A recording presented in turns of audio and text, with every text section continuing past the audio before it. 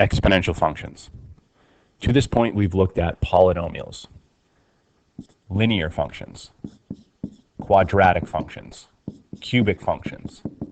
In all three examples, we looked at graphs and how to find solutions to those equations. A key piece of the polynomial function is their monomial terms, which in summation form the entire polynomial. Those monomial terms, as we've previously discussed, have some variable raised to some positive integer exponent. So for example, x squared could be a potential term in our polynomial. But what if, instead of having x raised to the power of 2, we swapped the position of those two values? So 2 to the power of x.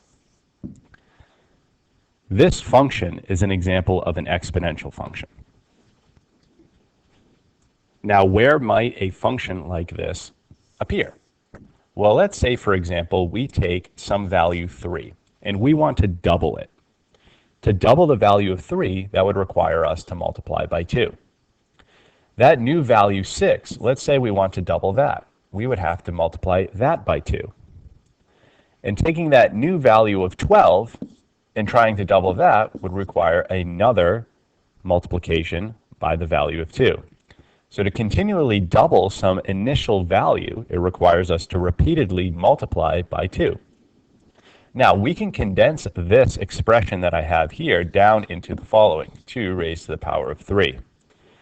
Now, we only applied 3 iterations of this doubling process, but there's nothing stopping us from applying more than 3. Say, we want to do this in x amount of times. So instead of 2 to the power of 3, we can rewrite it as 2 to the power of x. This is an example of the general form that exponential functions will be written in. We have some initial value, in this case 3, that we are going to generalize as some value a. The base of our exponential, or the growth or decay factor, which we'll get into in a second, we're going to designate with the letter b. And our exponent will keep as the variable. So that is the thing that is changing throughout this function. So our exponent is the variable now, as opposed to the base like we saw in the polynomials. So going back to our x squared example, the constant was the exponent and the variable was the base. And we have now flipped that to where the variable, the thing that changes, is our exponent. So here's our general form for an exponential function. Now let us label or remind ourselves what each part represents. So a would be an initial amount. And the reason why we can interpret this as an initial amount is because, let's say, we do not apply this growth or decay factor b at all. So if x was equal to 0, 0 applications, anything to the 0 power is 1, and a times 1 will just reveal a. So a is our starting amount if that growth or decay factor is not applied.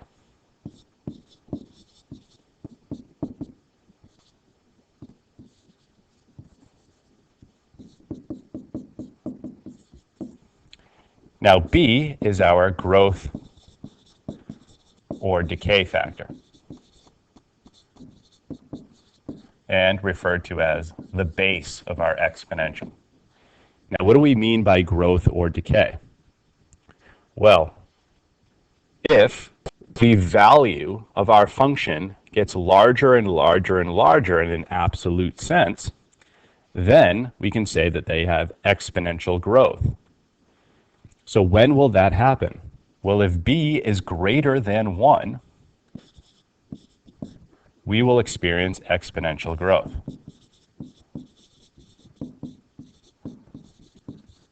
Or what we will see is the values of our function, or the magnitude of the numbers of our function, increase.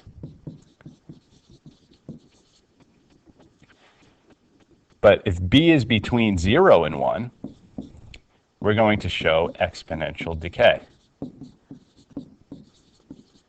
Meaning the value of our function is going to whittle away towards 0.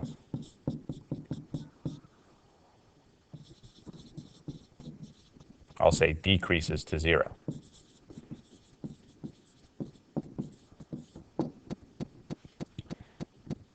Now, why are we only considering positive numbers?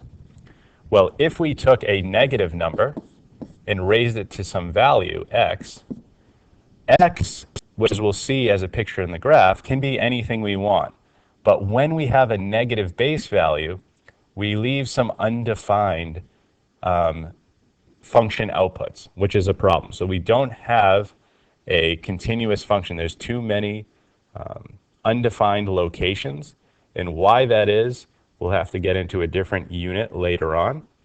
But if you're aware of, say, fraction exponents, which we'll look at again later in the course, but something like -2 to the power of 1/2 is not defined as a real number, because that is equivalent to the square root of -2, which we know from our previous units is an imaginary value, which we cannot produce on the real number coordinate plane.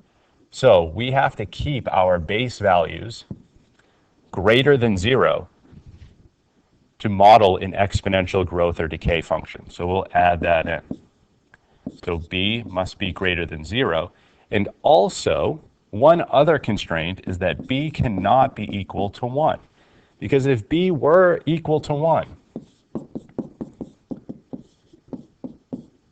well, 1 raised to any value of x is going to be 1, and therefore we'll just get a.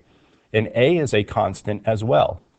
And if a is just a constant, we're just going to get some horizontal line which shows no growth or decay at all. So we won't have an exponential function, but rather a constant function when the b value is 1. So we'll say when b cannot equal 1, because we'll just have a constant function a.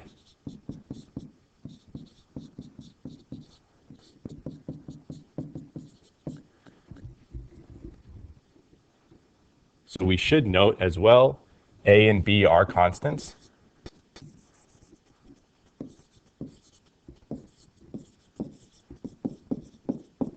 And again, the x is the variable.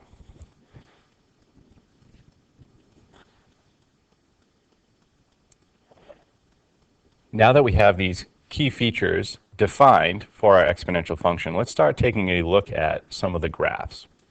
So let's take the most basic of a growth function, so no transformations applied, and our a value, our initial value, is going to be 1. So let's say we're doing 2 to the x. In the event I don't have a calculator, let's produce a table of values. The domain for these functions is all real numbers. Okay, there are no restrictions. But the values we choose to evaluate the function at are going to be things we need to be able to compute without the use of a calculator. So we want to choose some pretty simple values. But a common mistake would be to just select 0 and positive integer exponents after that. But knowing that the domain extends across all real numbers, we're going to have to evaluate at some negative values of x to get a full picture of the graph.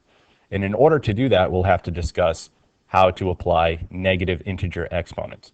But let's start with 0, 1, and 2. Easy to evaluate, and we'll also do -1 and -2. But again, we're going to start at 0. 2 to the 0, anything to the 0 power, is 1. 2 to the 1 is 2. 2 squared is 4. Now, 2 to the -1. So before we evaluate this, we'll have to review our exponent property rule. If we have, like, say, a over b raised to the -x, this is equivalent to the reciprocal of a over b over a, raised to the positive version of that exponent. So to evaluate a negative integer exponent, so when I say negative integers, by the way, we're talking about this extends forever in the negative direction, but we're talking about these nice, clean, whole numbers, okay? We're not talking about fractions. Again, fractions we'll deal with at a later time, and irrationals, like raising something to the square root of 2 or raising something to pi, for a completely different course, even though that's still a valid input. So we're going to focus on integer values. So we want to evaluate at integer values when we don't have the aid of a calculator. So the integers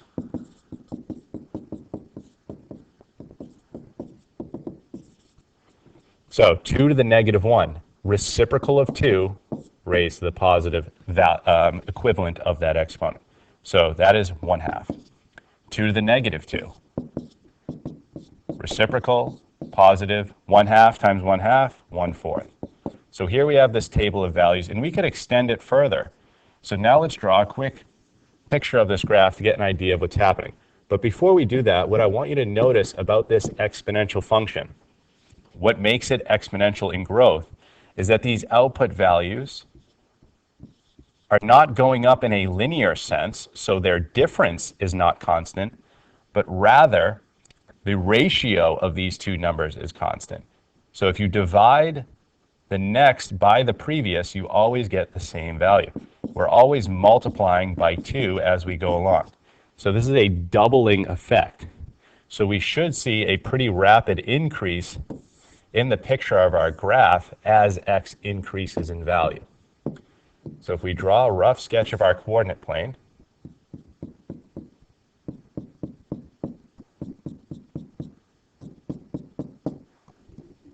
we'll plot some points. We know 0, 1 is a point. We know 1, 2 is a point. 2, 4. And then we also know -1, 1/2, -2, 1/4. So we have these things. We're going to connect them again because this is a domain of all real numbers, no discontinuities, and nothing's undefined across this domain. Now, if we plug in 3, that's going to jump all the way up to 9. So somewhere way up here. If we plug in 4, that's going to go all the way up to 16, so way up there. So we can extend this thing. This thing starts to grow pretty rapidly as x increases. But what's going on as we keep going in the negative direction? We're going to see something like, say, 2 to the negative 3. Well, that's 1/2 cubed, which is 1/8. So these numbers are remaining positive, but they're getting smaller and smaller and smaller. And if we keep going, so say 2 to the negative 6, 1/2 to the 6th, 1/2 to the 6th is going to be 1/64. So these values, again, continually get smaller and smaller and smaller, but they remain positive. So they're going to be above the x-axis, but approaching 0. So they're going to get infinitely close to 0, but never get there. So that gives us the range of this exponential. So our range is going to be from 0 to infinity, and 0 is not included. And that idea of the function approaching a constant value as x goes to negative infinity or positive infinity is the definition of what we call a horizontal asymptote. So a horizontal asymptote is going to exist with these basic exponential functions. And by definition, the horizontal asymptote is as follows. As x goes to positive or negative infinity, so maybe I'll say, or that way you don't think it's both.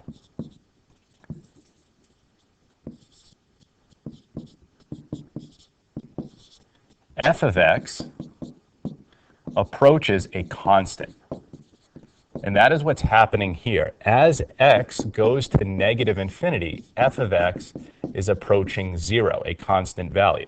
So there is, again, what we call a horizontal asymptote at this x-axis.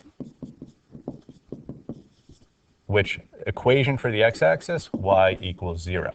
And the only way this thing is going to move is if we apply a vertical translation. So as you know, we can apply transformations to a function, whether or not it's a stretch or compression, a reflection, or a translation, and it could be done in a horizontal or a vertical application. But the only one that you need to be on the lookout for that would move this horizontal asymptote,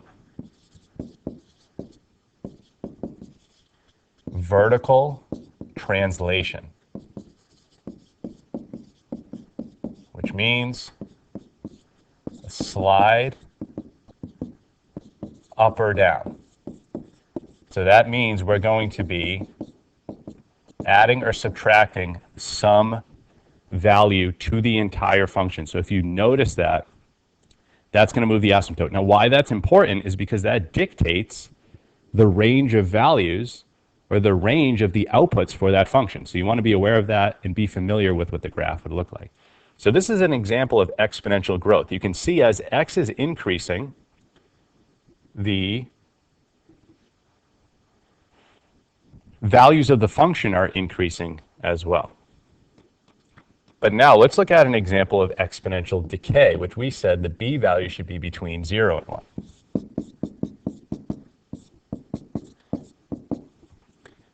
If we're making our table, again, we know the domain of the exponential is whatever we want, so let's choose some easy input values. And we also know now that there's a horizontal asymptote at 0. So when I plug in negative 2, 1/2 to the negative 2 is equivalent 2 to the positive 2, which is 4. And continuing on down, we'll get 2, 1, 1/2, 1/4. So when we go to plot our graph,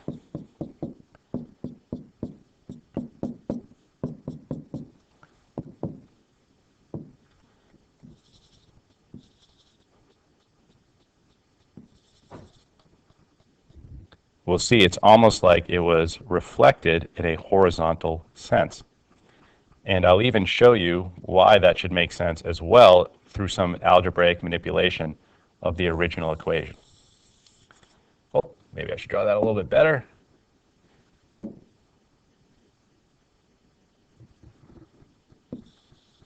So as x increases, you can see that this function is decreasing towards 0. So again, we still have that horizontal asymptote here at y equals 0. The domain still all real numbers, range still 0 to infinity, but this is an example of exponential decay. Now, to show you how you could recognize the transformation, it looks very similar. It is in fact identical to a horizontal reflection, because we could rewrite this equation as the reciprocal raised to the negative version of that exponent, right? So you can work both ways. If I have a positive exponent, I can make it negative. And why would I want to do that? Well, we can see that this, multiplying just the input by -1, we know is a horizontal reflection.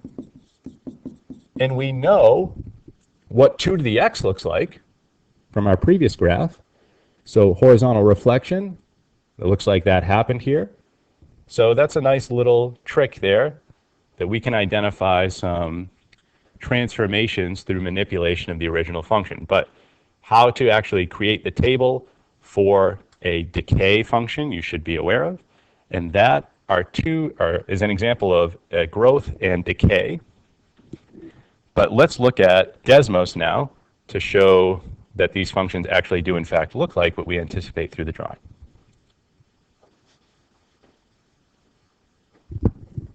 So here we are on Desmos. Let's graph our function, our growth function, f of x equals 2 to the x.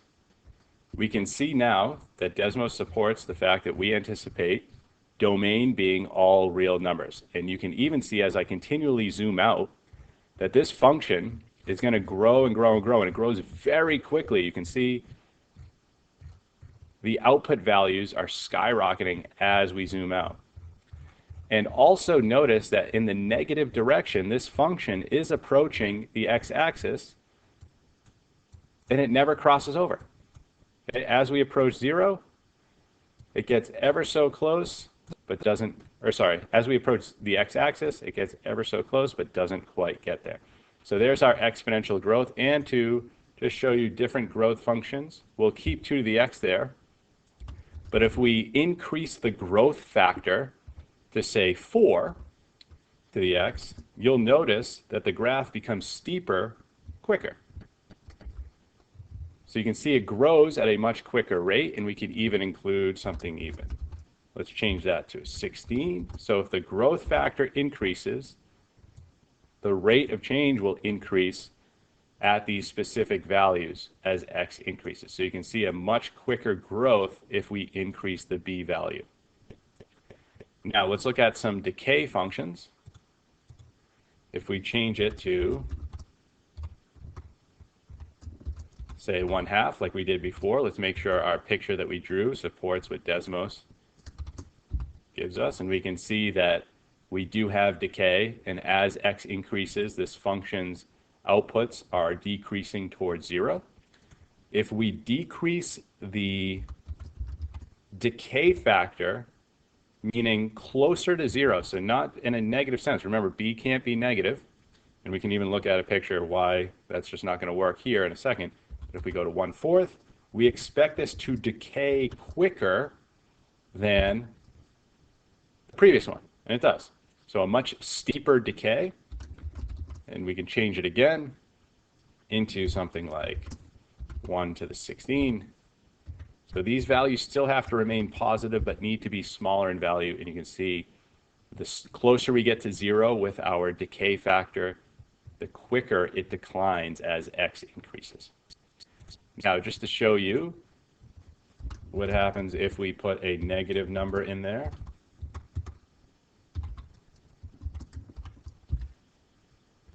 Well, nothing. No picture shows up. There's too many undefined values. We have 0, 1 works, but again, there's some inputs for x where if we plug that number in, we get undefined answers that cannot be plotted on this coordinate plane. But that is an introduction to exponentials, their graphs, and what we'll end the video on is how to handle percent growth or decay. So what if we're going to say something is growing by a percentage rather than just say doubling, tripling, or halving? Let's say we take some number 100. Actually, let's thin this out. If we take the number 100 and we want to increase it by, say, 10%, we would have to figure out, well, what's 10% of 100? Well, 10% of 100 can be found by multiplying 100 by the decimal equivalent of 10%, which is 0.10. Now that gets us 10%, but we want to increase 100 by that amount. So if we add that to 100, we'll get a 10% increase in value. Now, you'll notice that this expression, these two terms share the value of 100. So we could factor that out if we want, and we're left with this. But let's say we want to take this and increase that by 10%. Well, we would have to take that value, whatever it is, and then multiply that by the decimal equivalent of 10%, which is this. Now, we have this new expression, and you'll notice that the two terms that are being added together share this 100 times 1 plus 0.1. So we could factor that out again if we would like.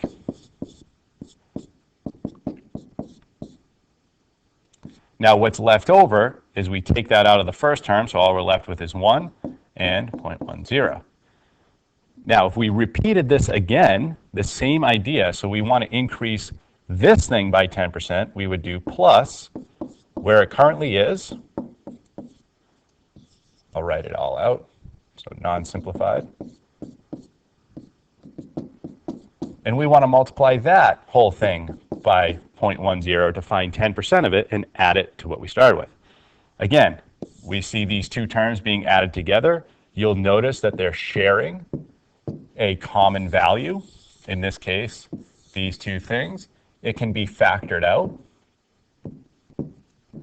And factoring that out, we'll leave behind. If I take it out of the first term, I'm left with a 1. When I take it out of the second, all I'm left with is that 0.10. And you should notice a pattern here. Every time we do this, we're just tacking on another times 1 plus 0.10. And we can condense this down into 1 plus 0.10 raised to the power of 3 if I did it 3 times. But again, there's nothing stopping us from applying this 10% growth over and over and over again. So let's call that x. That's our variable. So let's condense down what we have. We have our starting amount 100. So can we generalize this formula? Starting amount 100, we'll call that A. The percentage we increased was 10%. So it looks like here, if we just do 1 plus whatever the rate of growth is in its decimal format. So notice it's not plus 10, but rather 0.10 to show how to take 10%. So we're going to do r for the rate, and then we'll leave it as x.